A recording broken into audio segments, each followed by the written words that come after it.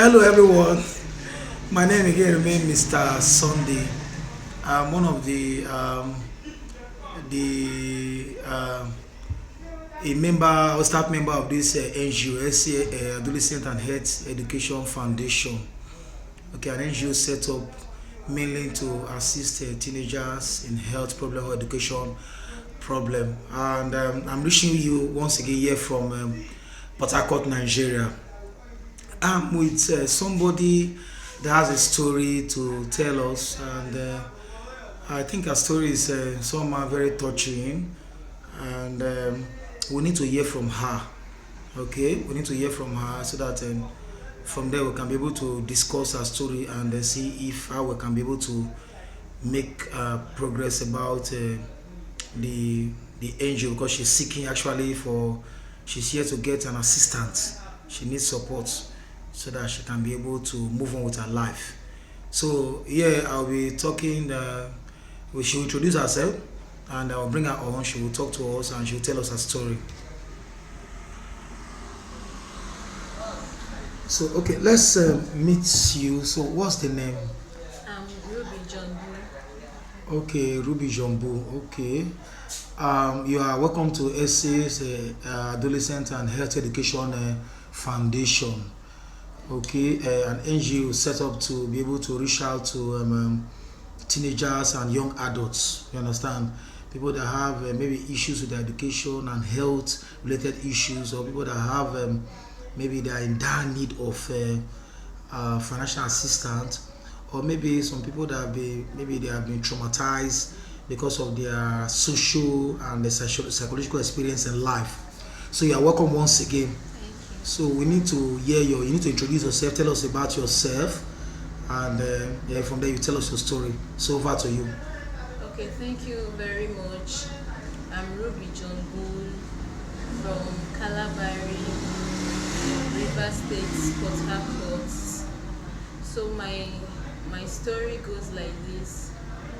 When I was 9 years old, my parents transferred me to my aunt's place so that I can further my education. My parents are not that financially stable. So when I went there, we lived happily until very faithful day. I was 11 years old then. I was that faithful day I was washing my clothes, I was doing laundry, and my aunt's husband called me. He called me and he said I should come over to the room when I'm done washing my clothes. When I'm done washing my clothes, so I was very little then and naive. I don't know what was on his mind. So I went into the room. When I got into the room, there was mattress and pillow neatly dressed. He went to the door and locked the windows, make sure that nobody would hear my voice. And then he raped me. He raped me at 11 years. Yes, he raped me. Just continue. After your story, I'm going to ask you some questions. So just continue. He raped me. I was scared.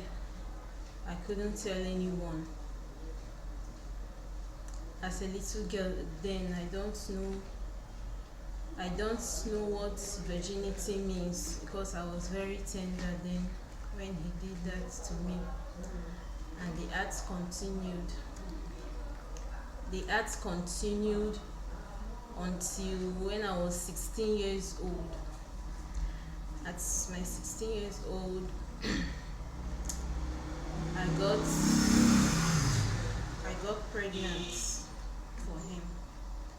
I never knew I was pregnant. He was the one that noticed it, and he carried on the abortion on me. I couldn't tell anybody. I couldn't tell my parents. now my aunt, because I was scared. I was really, really scared. I was just hoping and waiting patiently for me to finish my secondary education so that I can move out of the house. So he continued the act until I gained admission and left the house. That was how I got away from him. And while I was in school, whenever I meet him for financial assistance, he will always want to get into my pants. So I told myself there is no need meeting him. I've been suffering in his house for so many years, close to 14 years. I can't continue it anymore. So It's okay, just continue. I'm going to ask you some questions when you are done. So I just want to make sure I hear everything about your. So ever since I stopped asking him for assistance, things has been very hard, difficult for me. I was thinking of